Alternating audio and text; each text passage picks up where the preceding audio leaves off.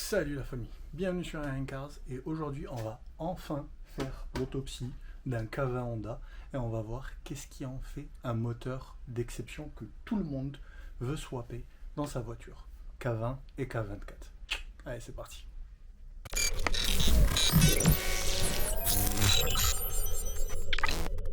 Alors, les séries K sont venues remplacer 3 moteurs de chez Honda, donc les séries B, les séries F et les séries H. Quoique certaines séries F, surtout le F20C et le F22C, sont plus des inspirations que des ancêtres, mais bon. Du coup, les K20 Eco et les K20 Performance ont remplacé une bonne partie des moteurs série B et une partie des moteurs série F pour les K20 Eco. Pour ce qui est des K24 Eco et les K24 Performance, ils ont principalement remplacé les moteurs série H et les gros cylindrés au niveau des séries F. Et en gros, c'est comme ça que Honda a réussi à remplacer 3 séries de moteurs par une seule série de moteurs avec des cylindrées différentes et qu'ils ont pu les installer sur toutes les voitures de leur gamme. Donc Civic, Accord, CR-V, Odyssey et tous les autres. Voilà. Allez, on commence le démontage. Donc, comme je viens de vous le dire, le cobaye d'aujourd'hui, ça va être un K20 en provenance d'une Honda Accord. Donc c'est un K20 Z2. C'est le K20 qui est dit être économique, mais fondamentalement, les K20 partagent tous la même base. Il y a quelques différences au niveau du bas moteur et au niveau du haut moteur, mais on va les découvrir au fil de la vidéo. Donc ce qu'on va faire, c'est qu'on va démonter le haut, donc jusqu'à la culasse. Une fois qu'on arrive à la culasse, enfin qu'on enlève la culasse, on passe en bas du moteur, on fait tourner. Et pendant tout ça, je vous montrerai du coup quelles sont les différences entre les K20 Performance et les K20 économiques, et du coup les K24 Performance et les K24 économiques. Donc sans plus tarder, on commence par le haut du moteur. Alors c'est super simple, il y a juste qu'à démonter les bobines d'allumage et dévisser 6 écrous. Donc voilà la culbuterie d'un VTEC économique. Donc on a 2 lobes d'arbre à cam sur l'admission et on n'a qu'un seul à l'échappement. Ça sous-entend que le VTEC là, il existe que à l'admission. Donc en temps normal, ça c'est la grosse cam en fait, et cette cam là en fait elle est pratiquement ronde. Ce qui fait que la deuxième soupape, elle n'est pas activée. Donc en temps normal, sur un VTEC du pauvre, on n'a qu'une seule cam qui actionne la soupape. Donc on est en 12 soupapes. Quand le VTEC il s'active, là, ce culbuteur, il se verrouille sur ce culbuteur-là, et du coup, les deux sont drivés par cette cam-là. Et du coup, là, on a cette soupape. On a un truc qui est commun avec les VTEC Performance, c'est la poulie de déphasage. Donc c'est le VTC, c'est le calage variable. Il est à l'admission, mais il n'est pas à l'échappement. Mais ça, c'est comme dans tous les K20 et les K24. Le VTC n'est qu'à l'admission. Par contre, sur les VTEC Performance, le VTEC est à l'admission et à l'échappement. Et il se matérialise en 3 cams, comme ça, normalement. Il y a une cam au milieu, qui est la cam VTEC Performance, et il y a les 2 cams sur le côté, qui sont les cams qui actionnent les soupapes en temps normal. Et comme vous pouvez le voir, lui, c'est le VTEC du pauvre. Et du coup, on va démonter tout ça pour voir si notre culasse est de la bonne fonderie, c'est-à-dire qu'elle est de la fonderie des moteurs VTEC Performance. Parce que oui, il peut arriver qu'on ait une culbuterie de VTEC Eco, mais avec une fonderie, c'est-à-dire la culasse en elle-même, de VTEC Performance. On va voir ça tout de suite et je vais vous expliquer comment faire pour s'en rendre compte. Je viens de me rappeler d'un truc. Comme on doit enlever les arbres à cam, il faudrait que j'enlève la chaîne de distribution en premier. Du coup, ce qu'on va faire, c'est qu'on va enlever le carter de distribution avec la poulie, enlever la courroie, enfin la chaîne de distribution. Pourquoi je dis courroie, moi? La chaîne de distribution. Et comme ça, on pourra enlever nos arbres à cam sans qu'il y ait de tension, ni rien du tout.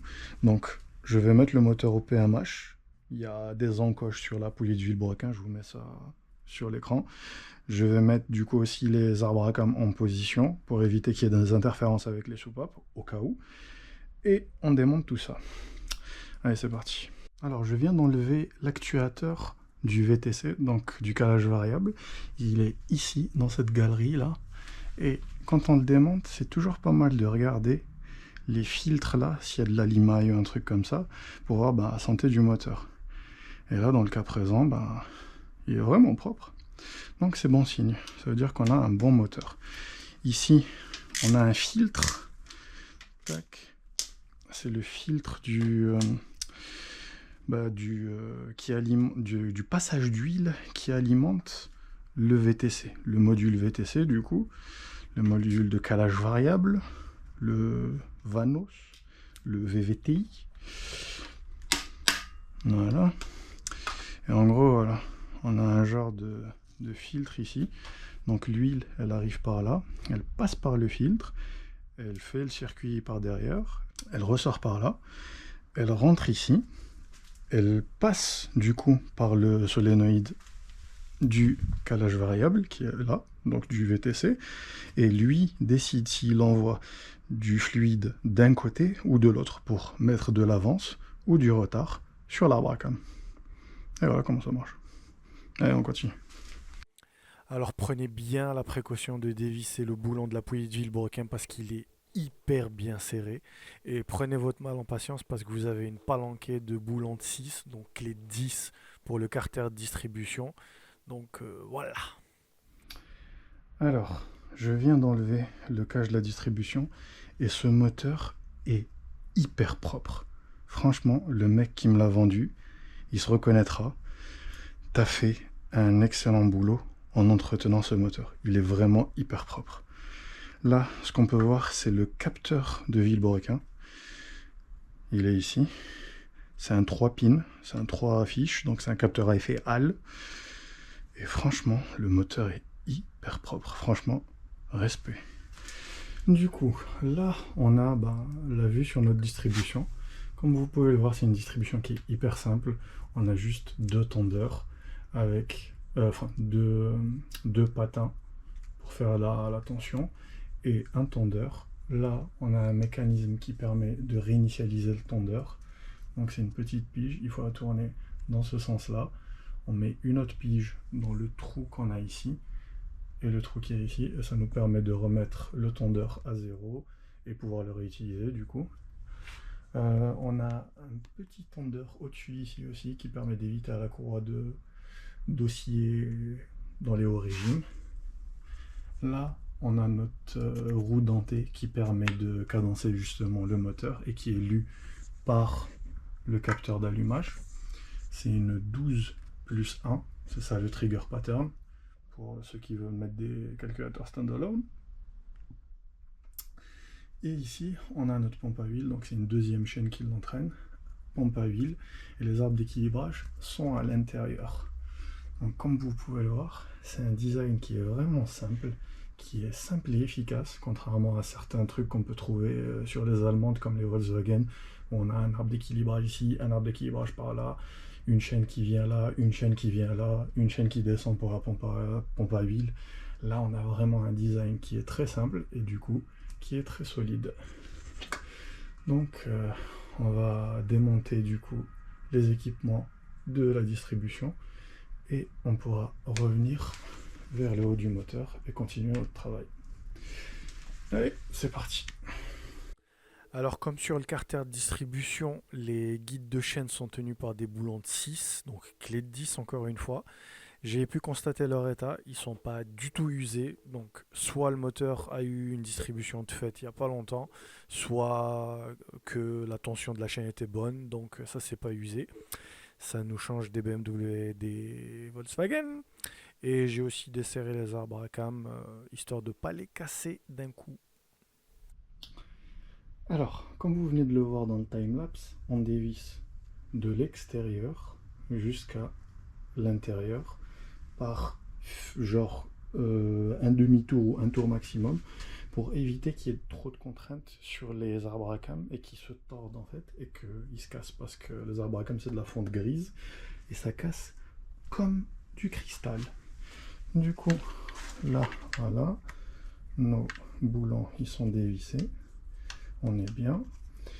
Du coup là ce qu'on va faire, c'est qu'on va finir de tout dévisser et on va enlever tout le bloc arbre à cam, chapeau d'arbre à cam et convoyeur d'arbre à cam d'un seul bloc pour éviter de démonter plein de trucs et de mettre le bazar un peu partout parce que c'est déjà suffisamment le bazar. Alors ça, c'est pas ce que vous croyez. J'ai récupéré ça dehors et ça me permet d'avoir de l'air comprimé. Il n'y a plus d'hélium à l'intérieur. Je ne suis pas un toxico. Revenons du coup au cavin. Donc, ouais, voilà, on va tout enlever. N'oubliez pas d'enlever aussi cet écrou-là et cet écrou-là. Ils sont juste à côté des capteurs d'arbre à cam à l'arrière et ils tiennent la partie arrière du dernier convoyeur. Surtout, n'oubliez pas de le démonter parce que si vous essayez de tirer, vous les pétez et c'est pas rigolo. Allez, c'est parti. Donc, changement de programme. Comme je ne peux pas tout enlever d'un coup, je vais enlever les supports d'arbre à cam un par un. Et vous inquiétez pas, vous pouvez les mélanger parce qu'ils sont numérotés. Celui-là c'est le 5, 4, 3, 2, 1. Donc ça, il n'y a pas de problème. La référence PNA chez Honda me dit quelque chose. Je me rappelle pas exactement d'où ça vient. Je vais faire des recherches et je vais vous l'afficher sur l'écran. Mais je pense que ces convoyeurs d'arbre à cam, enfin ces chapeaux de convoyeurs d'arbre à cam, ils sont montés sur d'autres moteurs Honda. Mais en gros, ouais, l'histoire c'est qu'il faut les enlever comme ça. Et en laisser un quand même, histoire que les arbres à cam ne tombent pas. Parce que bon, moi mon moteur est penché, mais si le moteur est droit sur son support, vous pouvez tous les enlever. Et voilà. Alors, vous enlevez le dernier. Vous enlevez un arbre à cam. Tac. Et vous enlevez du coup le deuxième arbre à cam, celui de l'échappement. Ok. Alors, particularité. L'arbre à cam d'admission, comme vous pouvez le voir ici, il a 4 dents. L'arbre à cam d'échappement, il en a une en plus, la 5e. Donc sur ce moteur, la synchronisation se fait sur l'arbre à cam d'échappement. Parce que c'est l'arbre à cam qui n'a pas de VVT, de VTC. C'est-à-dire que cet arbre à cam là, il sera toujours à la même position. Et ça permet au moteur et au calculateur d'avoir une référence où est le moteur.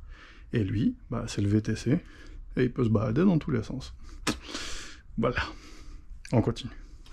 Alors, comme je vous le disais au début de la vidéo, ça, c'est la cam qui tourne tout le temps sur la cam principale de l'arbre à cam, et ça, c'est celle qui est désactivée quand le VTEC n'est pas allumé. Et en gros, là, vous allez voir la pige qui se verrouille entre les deux cams quand le VTEC s'active. Tac, on enlève doucement, et hop, et vous voyez en fait cette pige-là, elle est activée par pression d'huile et elle rentre, enfin, il y a sa cousine ici, elle sort de là et elle rentre ici, tac, elle rentre à l'intérieur et ça permet de verrouiller les deux culbuteurs ensemble sur une seule cam. Et c'est là qu'on passe en 16 soupapes. Pour les VTEC, du pauvre. Pour les VTEC performance, du coup, on a toujours le même principe, sauf que sur l'arbre à cam cette fois, on a deux petites cams avec un culbuteur qui est ici, comme ça, je vous montre ça ici, et on a un troisième culbuteur au centre qui, lui, est un culbuteur qui n'active pas les soupapes en temps normal. Il les active que quand le VTEC est activé, et du coup que cette pige-là verrouille les trois culbuteurs ensemble. Le problème, c'est que quand le culbuteur central n'est pas activé, il doit pouvoir être renvoyé vers le haut, sur la, sur la cam de l'arbre à cam. Et il y a un ressort. Et comme vous pouvez le voir, cette culasse-là, cette fonderie-là de culasse que j'ai, je viens de voir tout à l'heure que c'était une RBC2, vous ne pourrez pas le voir ici, mais je vais vous faire une photo. Et bien en fait, cette fonderie a le ressort, enfin a le logement pour le ressort. On appelle ça des LMA, c'est des Lost Motion Assembly. Et la culasse les a à l'admission et elle les a aussi à l'échappement.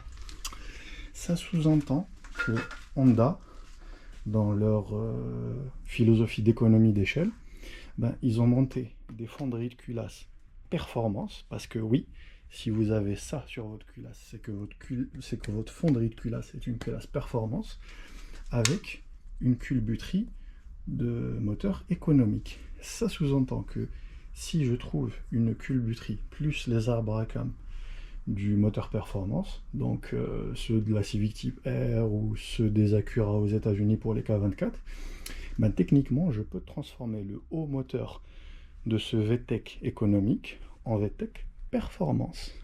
Donc rappelez-vous bien, si vous avez ces petits puits là pour accueillir les LMA, du coup les ressorts qui rejettent le culbuteur central sur les VTEC performance, bah, vous êtes les europossesseurs d'une fonderie performance. Et je sais pas si... Oula, il faut faire hyper attention par contre quand vous les démontez parce que voilà, ça saute dans tous les sens. Et je sais pas si on peut le voir. Non, on le voit pas. Mais bon, ici il y a écrit RBC-2. Donc RBC-2, c'est la fonderie de culasse c'est l'une des fonderies qui est pour les culasses performance. Donc le démontage s'annonce pas mal. Allez, c'est parti, on continue. Alors, on fait gentiment le levier sur la rampe de culbuteur, sans le faire comme un bourrin, et ça sort tout seul. Et on a enlevé notre convoyeur d'arbre à cam. Comme vous pouvez le voir, on avait ça de viande. Et du coup, notre culasse, là, maintenant, elle est toute rikiki, elle est toute petite. Et en gros, voilà à quoi ça ressemble. Donc ça, c'est les soupapes d'échappement, ça, c'est les soupapes d'admission. Et là, tac, là, c'est dans l'autre sens. Là, on a notre RBC2 avec les logements pour les LMA. Donc, notre culasse est une culasse pour VTEC performance. Ça, c'est cool. Du coup, avant de démonter la culasse, on va passer de l'autre côté et on va démonter le logement du solénoïde du VTEC et on va voir un peu toutes les canalisations, bah, où elles vont, comment ça irrigue, avance, retard et tout ça. 3 boulons de 6, donc clé de 10, et ça sort tout seul. Donc voilà à quoi ressemble le solénoïde du VTEC. Enfin, le solénoïde du VTEC, c'est ça. Ça, c'est le capteur de pression du VTEC. Et ça, c'est tout le bloc, en fait, du VTEC. Donc l'idée, c'est que l'huile arrive par ici. Quand le VTEC s'active, l'huile sort de là. Et quand il est désactivé, ben, l'huile, elle part d'ici et elle retourne dans le carter. Et ça se traduit en donc, canalisation principale d'huile, elle est là. Et elle monte à partir de cette canalisation très certainement. Celle qui alimente aussi le tondeur.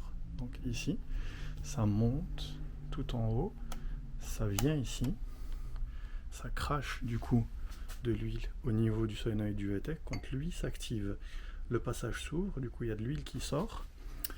L'huile va dans cette canalisation et elle ressort au niveau de ce trou-là. Et au niveau de ce trou-là, il y a le convoyeur des arbres à cam qui est ici. Et ce qui se passe, c'est que de l'huile est injectée à ce niveau-là, là, et ça rentre à l'intérieur des axes qui tiennent la culbuterie. Et il y a des trous dans ces axes-là, à des endroits spécifiques, pour pouvoir activer les ergots qui sortent et qui verrouillent les culbuteurs au niveau des cam performance pour les VTEC performance et au niveau des cam eco pour les VTEC eco. Je vous mets une photo des axes pour que vous voyez un peu. Et pour le VTC, donc comme vous pouvez le voir, on a deux trous ici qui coïncident avec les trous qu'il y a ici. Hop, il y en a un là et il y en a un là, et qui alimente les deux chambres qu'il y a dans la poulie de déphasage, la poulie réglable, le VTC. Et ces conduits là coïncident avec ces deux trous qu'il y a dans la culasse, et ça coïncide aussi avec les trous qu'on a dans la canalisation, enfin canalisation, dans le logement du solénoïde du VTC cette fois. Et lui, il est alimenté par, comme on a dit, cette canalisation là. Et je soupçonne même que cette canalisation pour le VTC et pour le VTEC soit la même. Je peux me tromper, mais ça semblerait pas déconnant, on va dire. Et voilà comment fonctionne le système VTEC et VTC sur les K20, K24, que ce soit VTEC Eco ou VTEC Performance. Très bien, bah maintenant on démonte la culasse. Alors, on a 10 boulons qui se dévissent avec une clé de 14-12 pans et qui sont d'un diamètre de 11 mm. Alors, notre culasse est démontée. Donc là, je l'ai retournée. Et ce qu'on va faire, c'est qu'on va prendre les tailles des soupapes. Donc en admission et en échappement. Mais avant, on fait un petit aperçu. Et les chambres sont en excellent état. Il n'y a pas de traces de cliquetis, il n'y a pas de traces de joint de culasse, quoi que ce soit. Donc encore une fois, c'est une très très bonne culasse en très bon état. Donc là, on va faire ça au pied à coulisse. Voilà. Pas besoin de trop de précision. Tac, il est à 0. Donc on contrôle comme ça. C'est vite fait, hein, c'est juste pour avoir une idée. Et on est à 35 mm. Donc 35 mm, c'est les tailles des K20 en performance. Donc niveau soupape d'admission, on a les mêmes tailles que sur les K20 performance. Donc ça c'est super. Et au niveau de l'échappement, difficile à faire avec une main, je vous cache pas. Tac, voilà, on est plus ou moins bien là. Et on est à 30 mm. Et 30 mm, c'est aussi la taille des soupapes des K performance, donc K20 et K24.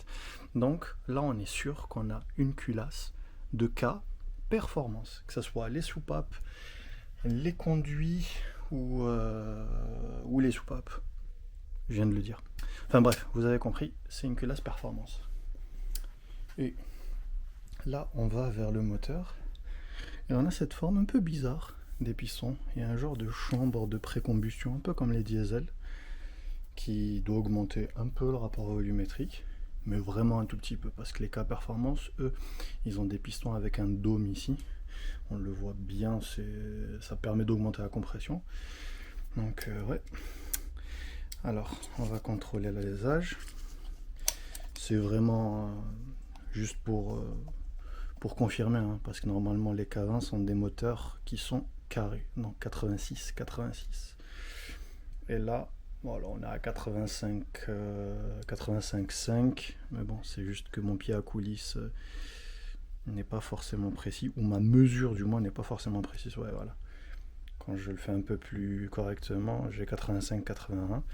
Et comme on a un peu de calamine en haut du cylindre, donc oui, on a 86 d'alésage. Là, on regarde la course, tac, comme ça, et on a 86,5. En comptant un demi-millimètre de tolérance entre le plan de joint et le haut du piston, pour prendre en compte la dilatation thermique de la bielle. Donc, on est sur du 86. Donc, pour l'instant, notre vilebrequin, il a une course de 86 mm. Mais vous allez voir, il n'est pas identique à celui des K Performance. Et vous allez comprendre tout de suite de quoi je parle. Allez, maintenant qu'on a démonté le haut, on tourne le moteur et on continue avec le bas du moteur. C'est parti! Et on retourne le moteur et on en profite du coup pour démonter la pompe à huile qui, pour rappel, intègre les arbres d'équilibrage. Alors maintenant qu'on a démonté la pompe à huile, je vais vous montrer pourquoi les VTEC Eco et du coup Confort ont une pompe différente des VTEC Performance. Regarde ça. Donc vous avez déjà pu le voir, regardez la taille, elle est beaucoup plus imposante qu'une pompe à huile normale pour VTEC Performance. Je vous la montre quelque part ici. Et c'est parce que justement elle a des arbres d'équilibrage intégrés. Regardez, on peut voir les masses tourner à l'opposé derrière. Et il y en a deux autres à ce niveau-là. Mais à quoi ça sert, du coup, les arbres d'équilibrage? En gros, les 4 cylindres, ils sont équilibrés au niveau des vibrations principales. Mais tout ce qui est vibrations secondaires, donc déséquilibre secondaire, c'est ces arbres d'équilibrage qui les éliminent, on va dire. pas totalement, mais ça permet d'avoir un moteur qui est pratiquement totalement équilibré et du coup qui est super confortable, c'est-à-dire qu'il ne vibre pas. Et on retrouve du coup ce bloc sur les Honda Accord, sur les Honda CR-V, du coup des véhicules familiaux, des véhicules qui se doivent d'être confortables. Contrairement aux pompes à huile qui n'ont justement pas ces arbres d'équilibrage, qui vibrent un tout petit peu plus, mais par contre, vu qu'il y a moins de masse à faire tourner, et ben ces moteurs-là peuvent monter beaucoup plus haut dans les régimes. Ce qui caractérise les VTEC Performance, les K20 et K24 Performance qui montent jusqu'à 8000 tours, parce qu'ils n'ont pas à faire tourner tout ce gras supplémentaire. Allez, on continue, on regarde le vilebrequin et vous allez comprendre maintenant la grosse différence entre les cas économiques et les cas performance. Alors, voilà un aperçu de notre vilebrequin. Alors, déjà, un bon point. Vous voyez cette marque d'estampage là, ce gros bourrelet? En fait, c'est la marque d'estampage de la forge, c'est-à-dire que ce vilebrequin est forgé. C'est par rapport à son procédé de fabrication. En fait, on prend une grosse pièce d'acier en fusion, pas totalement en fusion, mais bien chaude, et on la compresse entre deux grosses matrices. On appelle ça estamper.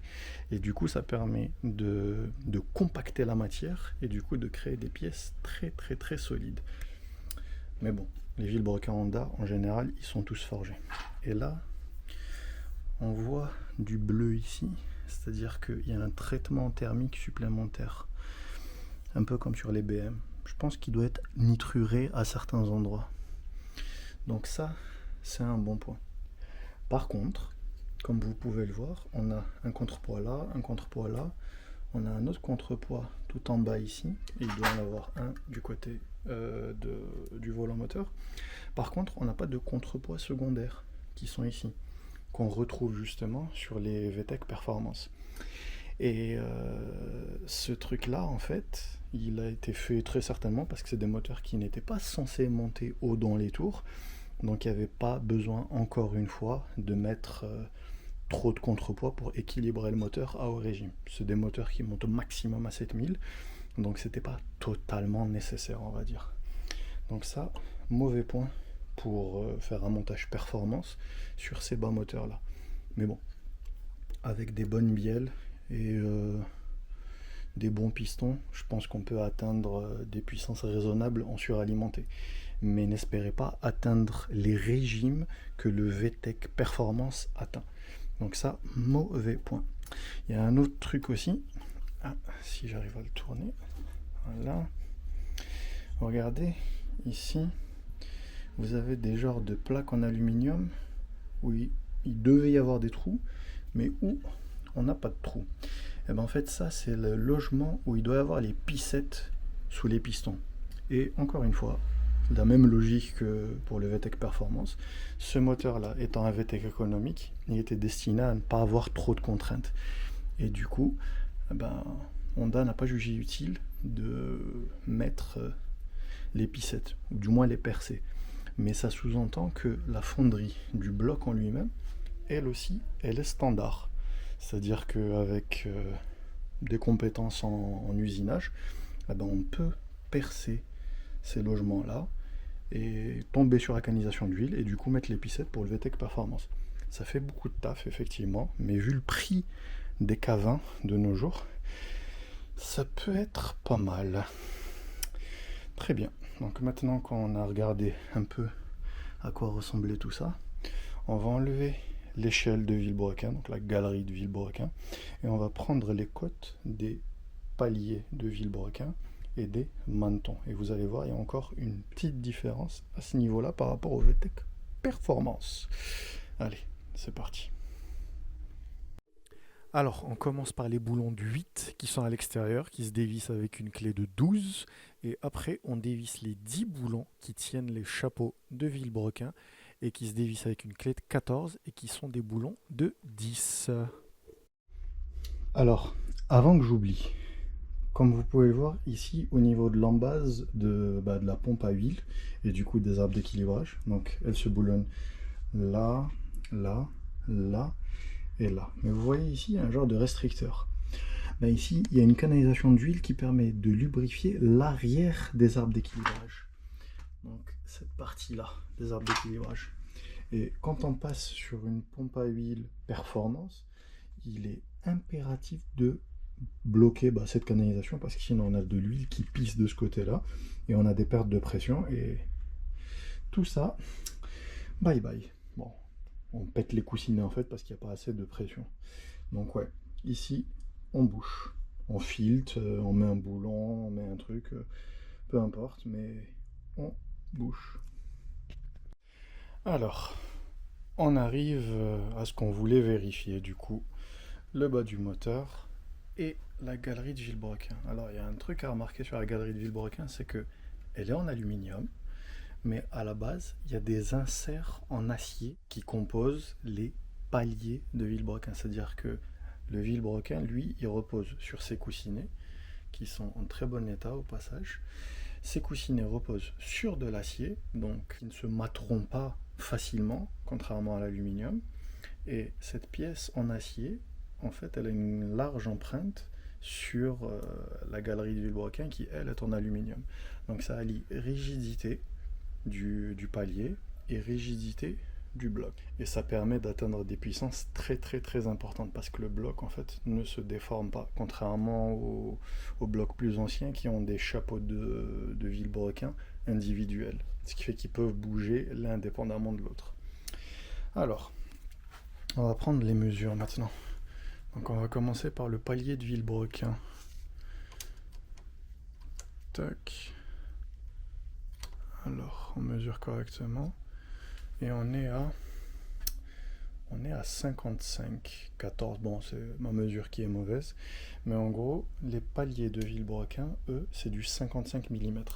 Donc c'est la même chose que les VTEC Performance.